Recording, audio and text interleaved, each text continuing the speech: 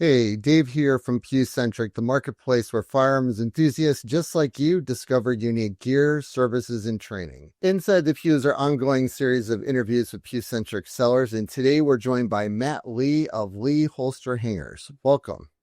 Hey, thanks for having me. Well, as always, we like to start at the origin story of how did you get into firearms and what led you to create your business? Got into firearms 30 years ago. Started hunting. Basically, for a long time, I was a hunter. Only had rifles, long guns, that type of stuff. Around about late 30s, bought my first pistol, and then found USPSA at my local club.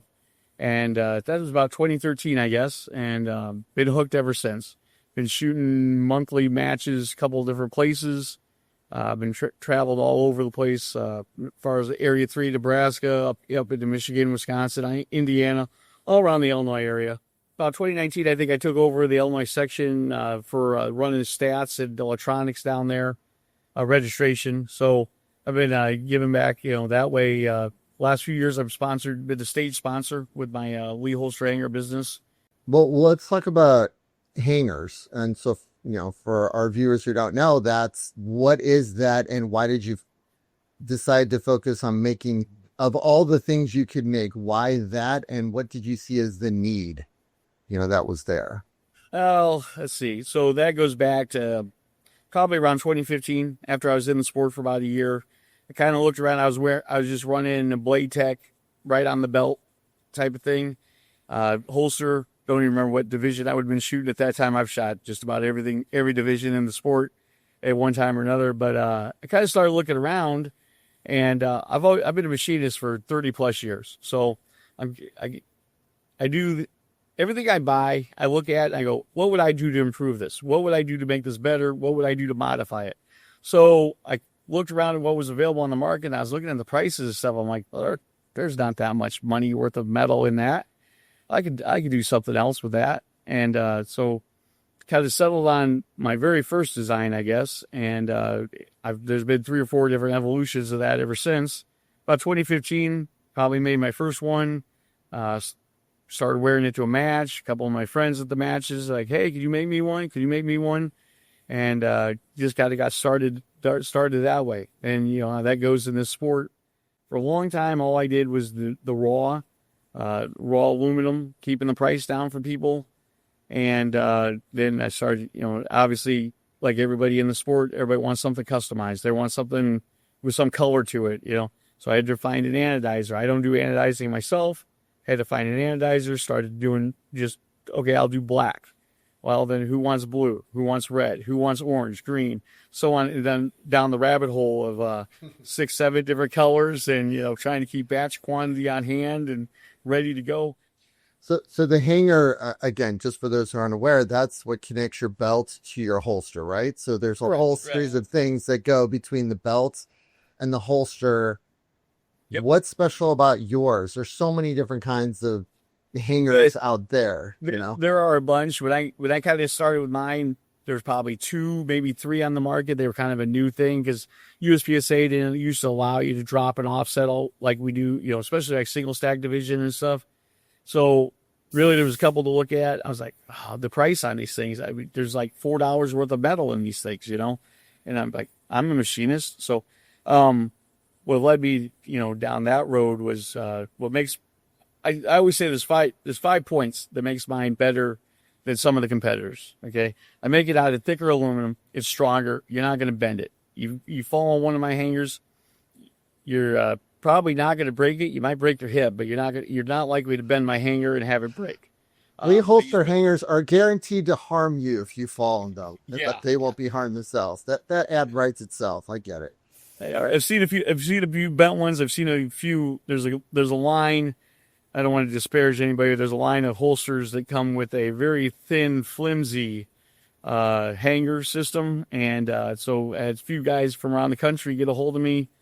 They're like, hey, can you come up with something better for this? And I'm like, yeah, I can come up with something better. It's a specific model that I sell. I said I don't want to disparage the company because they make great stuff. But I made an improvement to what they offer, put it in the product line, and I offer a replacement for what they've got. It's stronger. So I'm better aluminum, or thicker aluminum. I belt cut both sides of my hangers, unlike some other that don't. So my hangers, they hang straight and true off your belt, so they're sandwiched from both sides. I use better hardware, Allen head hardware that's all countersunk, 82 degree. So when you torque my stuff down, it ain't coming loose. You're not gonna have to keep on going back and checking your gear all the time.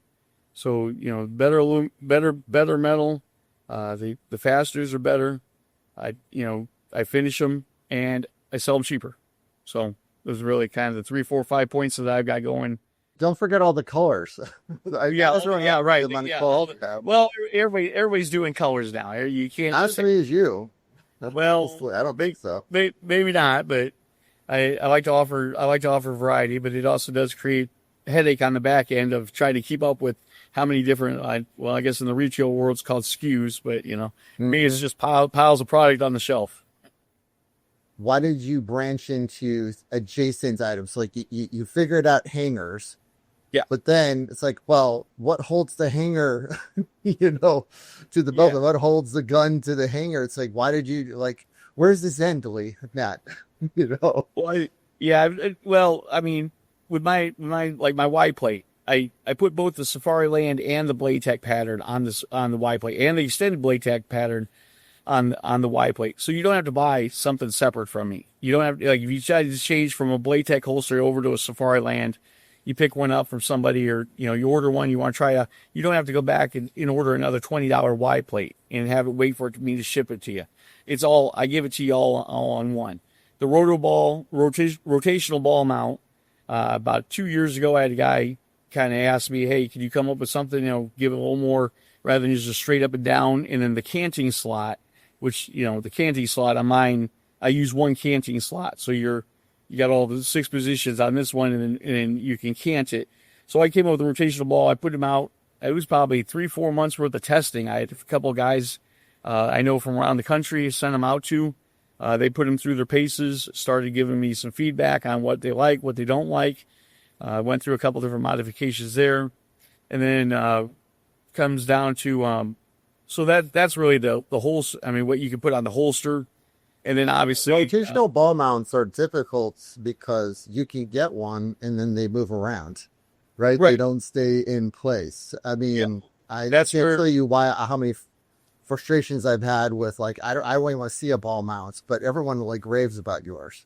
When you lock it down with my 1/4-20 Allen hardware and you seize up on that thing, it's going to take a sledgehammer to get that thing to move. So I got one right. I got the ball mount right here, just manufacturing a new batch of them. Changed the radius in here. So rather than a 90-degree cut, we got a radius in here. That sucker lock, it's all one piece. There's nothing separate on this. It's all one piece. There's no screw in from the back or something that's holding that ball onto that mount. This mounts right to your Y plate. I purposely made the whole pattern so it goes on any Y plate I've ever made.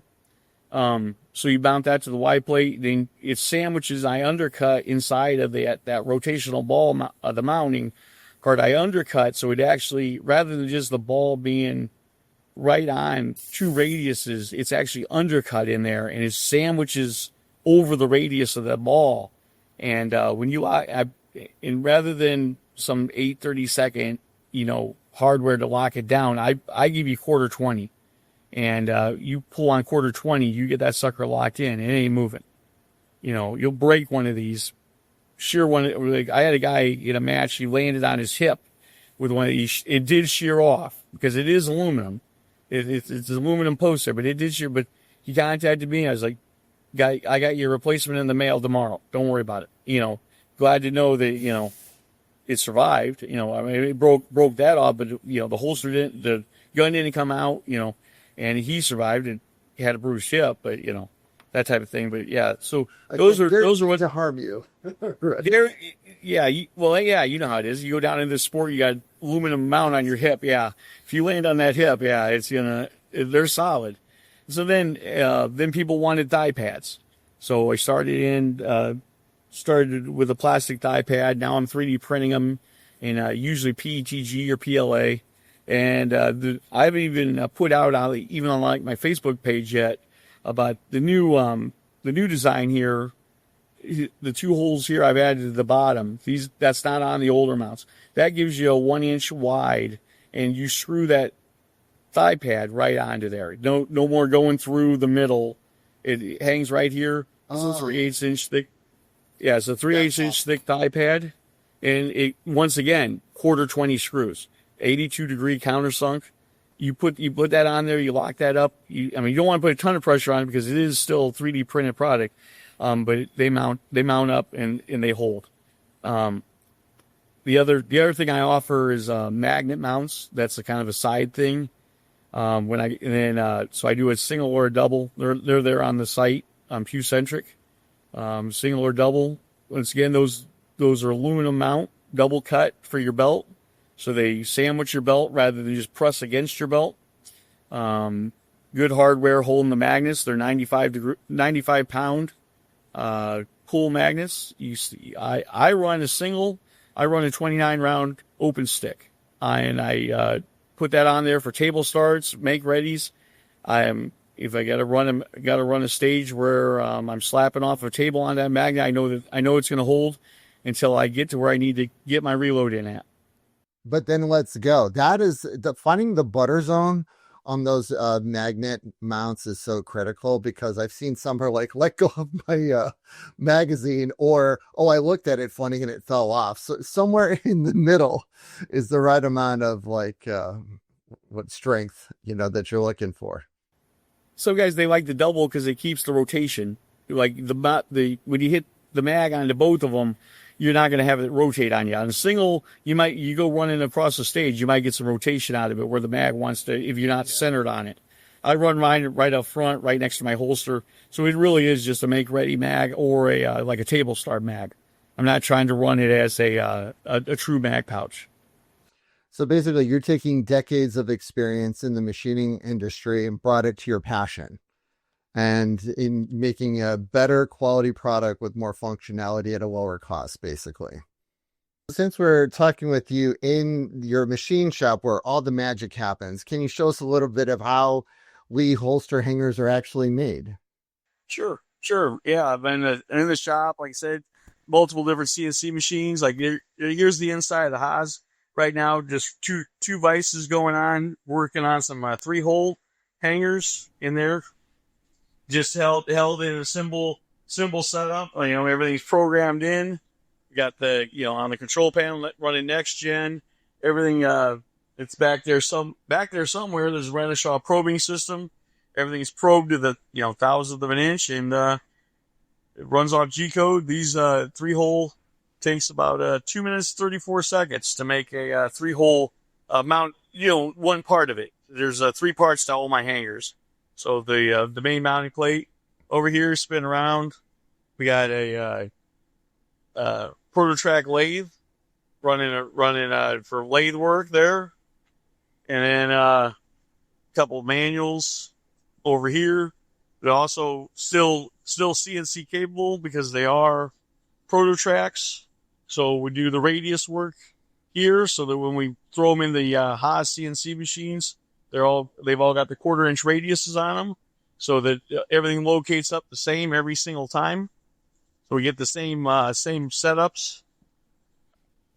Still set up in here, Renishaw probing 10 tool carousel, but making some of the ball mounts there for the rotational ball mount, banging the ball. So same thing there. They started out over on the ProtoTracks, cut a radius into them. Those start out right here is raw stock, just cut on the saw.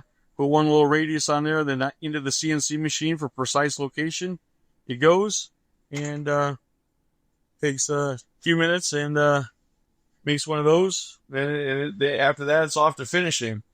So we do on all my stuff, sand it, tumble it.